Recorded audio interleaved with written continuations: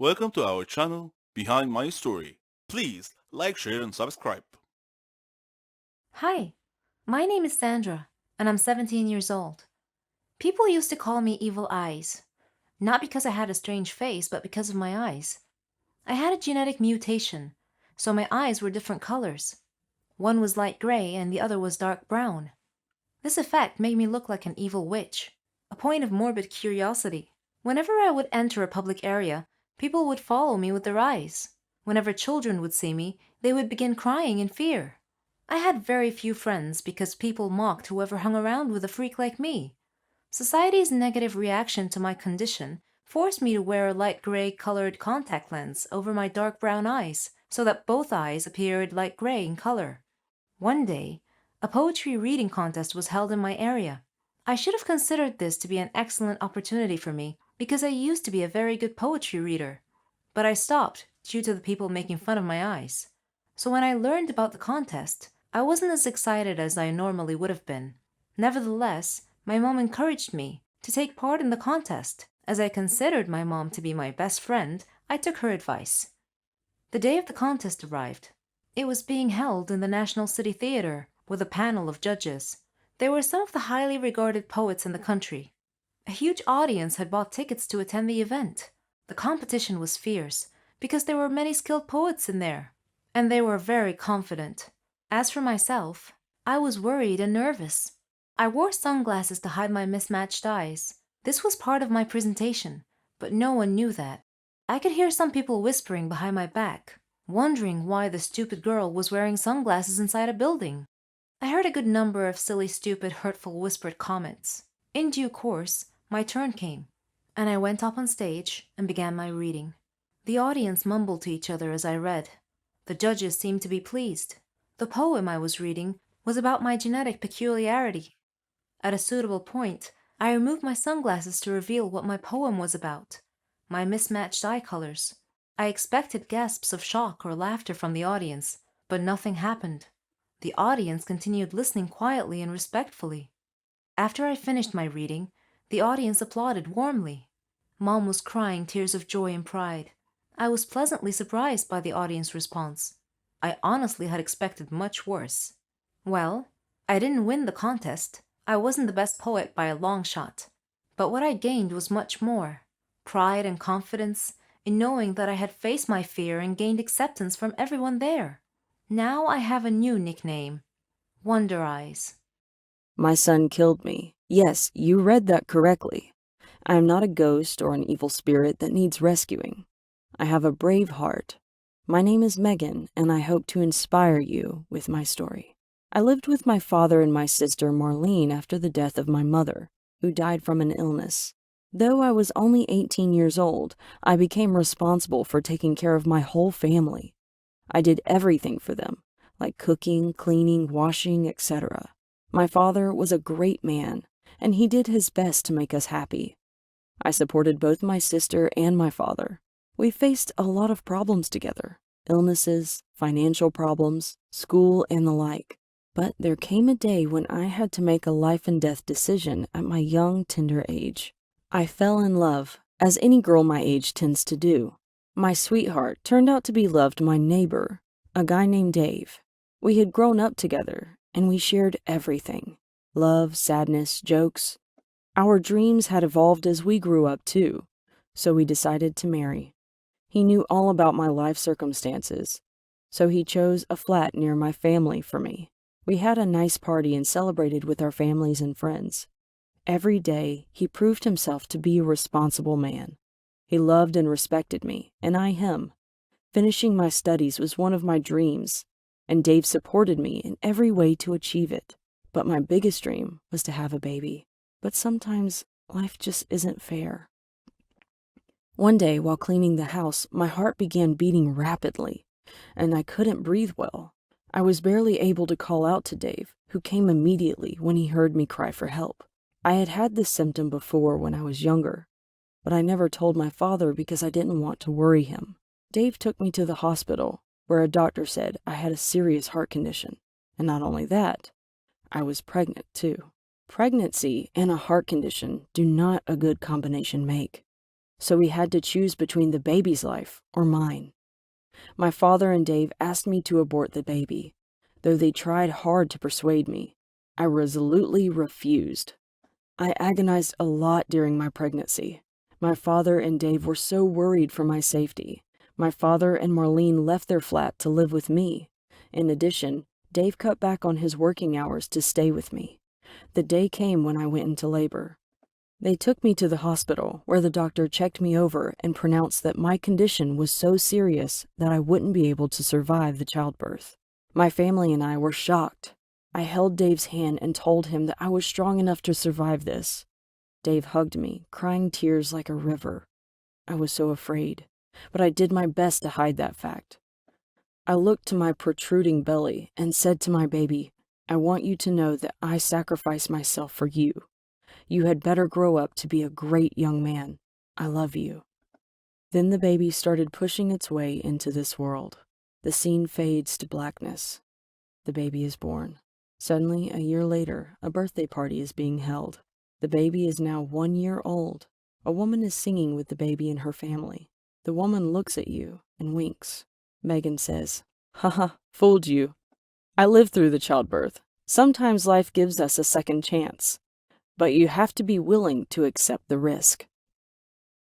Love what you do until you can do what you love. This is a famous quote that inspires people to seek out their dream job. I heard that quote at school before I graduated and entered the working world. What's that, you ask? Was I successful in achieving my dream? Well, I came this close. Let me tell you about it. My name is Max and I'm 19 years old. Poverty and I are intimate friends and constant companions. I live in one of the poorest neighborhoods in my city. Most of the local citizens work at the seaport. The rest of us, we make a living by scavenging through and collecting rubbish. But I wasn't just an ordinary rubbish collector. No, sir, I was a specialist in that field, like my dad before me. Dad taught my brothers and me how to do it expertly. This is how it worked. Factories liked to use recycled materials to reduce the cost of buying new materials, so we would go to the city rubbish pile and separate out materials into different piles, such as plastics, glass bottles, milk cartons, tin cans, and so on. Then we would sell those materials to factories for reuse in making their products. This recycling process saved the factories a ton of money, but unfortunately, that didn't translate into a ton of money for us rubbish collectors.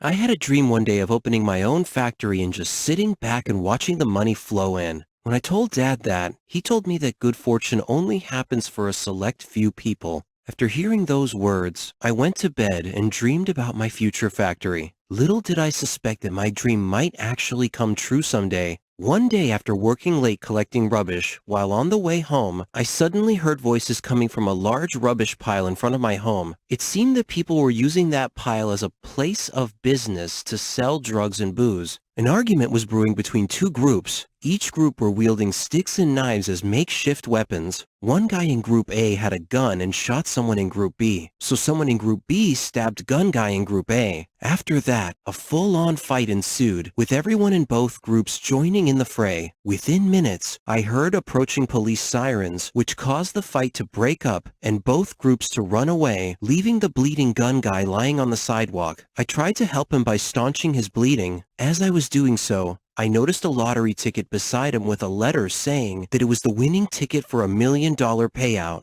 I froze. I looked around. No one was watching, so I acted, somewhat ignobly. Then I left quickly. If the police were to arrive and find me with the bleeding man, they might think that I had done it. I rushed home and fell into an easy chair, taking a deep breath of relief. While I was telling Dad about what had happened, there was a knock on the door. It was the Group A and B gangs. The spokesperson for the two groups held a knife in my direction and said, "Hand over the lottery ticket or die where you stand." Needless to say, I handed it over post-haste. But then he said, "I'm sorry, you've seen too much. You have to die." I pleaded, "But I didn't see anything, I swear." Suddenly, there was a flash from a camera, and the whole group of thugs began laughing. "You've been pranked," Dad said, as he stepped out from the crowd. My brothers were behind him laughing too. "You've been pranked," Dad said, as he stepped out from the crowd. My brothers were behind him laughing too. While relieved that my imminent death had been postponed, I was deeply saddened that I had lost my $1 million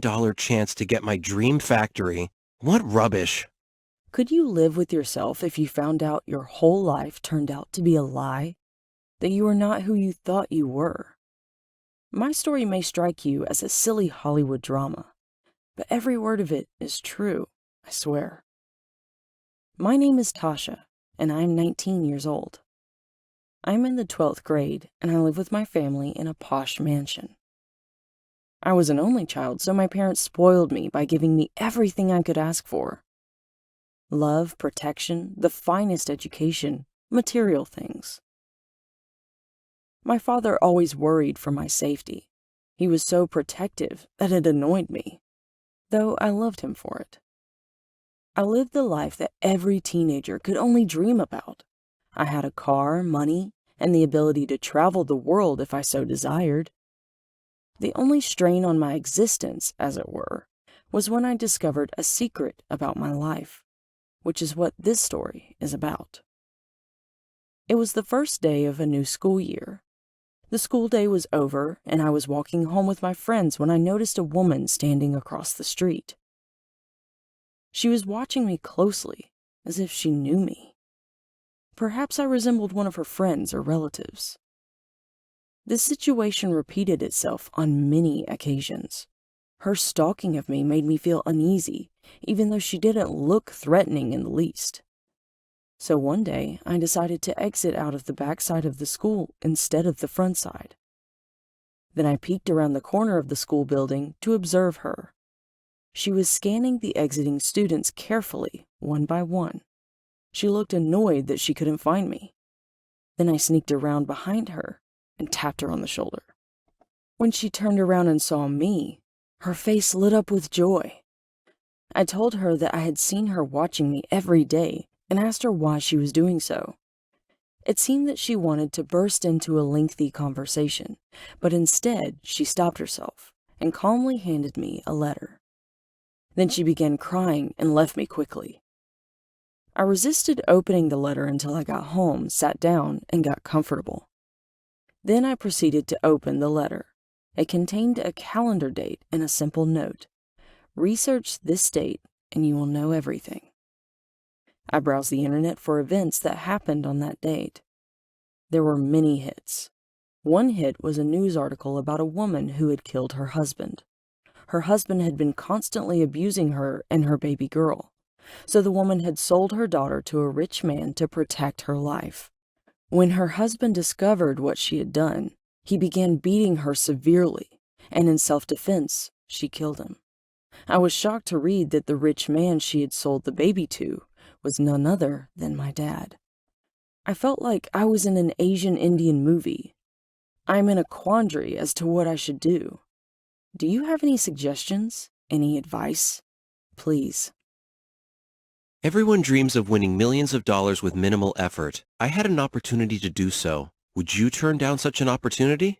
Yeah, I wouldn't either. My name is Mender, and I'm 21 years old. I live with my mother and my little brother. Dad left us 10 years ago. Mom tried to contact him, but failed, so she was forced to raise us alone. She turned down many marriage proposals after that.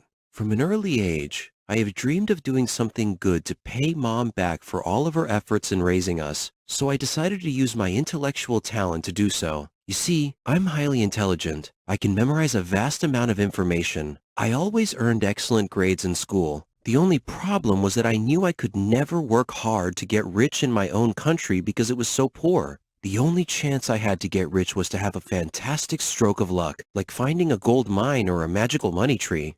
My chance came along one day when a game show called Who Will Win Millions offered millions of dollars to the winner. In this show, you have to answer a series of questions ranging from easy to hard. The catch was that the last question was always extremely difficult to answer. The show announced that the next winner would win $3 million. That kind of jackpot was exactly what I needed to achieve my dream of helping Mom, so I decided to apply to get on the show. They called me 2 days later to tell me that I had been selected to be one of the show's contestants. When I arrived at the show's studio, the staff greeted me and got me ready. A coin toss decided who would go first. I got lucky again and won the toss. As expected, the questions started out easy and gradually became increasingly difficult. I was able to answer the next to last question. So far, so good. The show was live, and I was confident that my family was watching me, praying that I would win. The final question was next.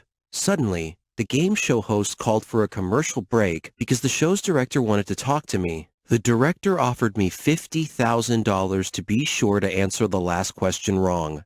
I was shocked. They cheated and played stupid games with people's dreams. I refused to play their game of skullduggery. The show resumed, and I was lucky and was able to answer the last question correctly. It was an esoteric knowledge question, but I had read about it before, so I got lucky again. The host was visibly upset. Nevertheless, he asked if I wanted to say anything to the audience. I said I did, and then I proceeded to tell the audience that, on the last break, the show's director bribed me to miss the last question on purpose. At that point, the show's producer cut the live feed, and the director had security guards escort me off the studio stage into the back room where, well, I can't remember what happened there.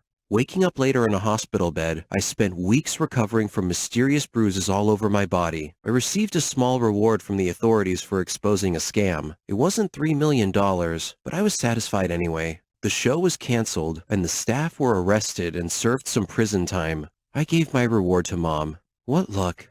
End-of-the-world scenarios are presented in a lot of Hollywood movies. Zombie apocalypses, alien invasions, meteor collisions, monstrous solar flares, premature ice ages, and worldwide deadly virus outbreaks. The last one is the one I used to imagine, a deadly viral outbreak that spread all over the world and wiped out humankind. My name is Rita, and I'm 21 years old. And as you can see from my introductory paragraph, I have an active imagination. I'm in my senior year at med school, on my way to becoming a doctor. My parents died in a car accident, which left me responsible for raising my younger brother. Our aunts and uncles lived in another city, so they couldn't really help us much. It was up to me to nurture good habits in him regarding food, health, and education. I had to find work after my parents died, so I got a job at the hospital, where all the doctors predicted that I would have a bright future ahead of me. One day, the hospital director called me into his office and told me that I had won a scholarship to study and work in China. I was so happy. I'll get to work and study abroad in a foreign culture, but that meant that my brother would have to come along. So, we went to China, and we got an apartment near the hospital I was supposed to work. China was a beautiful country. All the people worked diligently. The area I was in was exceptionally clean, and all our neighbors were very kind. China was one of the most powerful industrial countries in the world. The only obstacle I faced there was finding suitable food to eat. The Chinese people ate practically anything that moved. Dogs, cats, snakes, scorpions, ugh, disgusting. But when I heard that they ate bats, I threw up all night. During my studies, I knew that China had a lot of rare illnesses, but I never imagined that I would encounter any while I was there. One day, our hospital received a case with strange symptoms. After many diagnostic tests, we still couldn't figure out what the affliction was. The patient had a fever and a very bad cough. His respiratory system was in severe distress, so we put him in the intensive care. Shortly after, we began receiving an influx of patients with the same symptoms, a red flag that an epidemic was probably already on the way, and my brother and I were right in the middle of it. What a nightmare! Soon afterwards, my brother fell ill. That's where I drew the line. If an apocalypse was coming, I wasn't quite ready for it yet, so we left China and returned home. Thousands of people died in China due to that rare disease, but thankfully, my brother recovered fully and is now okay. As for me, I shifted my studies to seeking out a cure for this new coronavirus that broke out in China.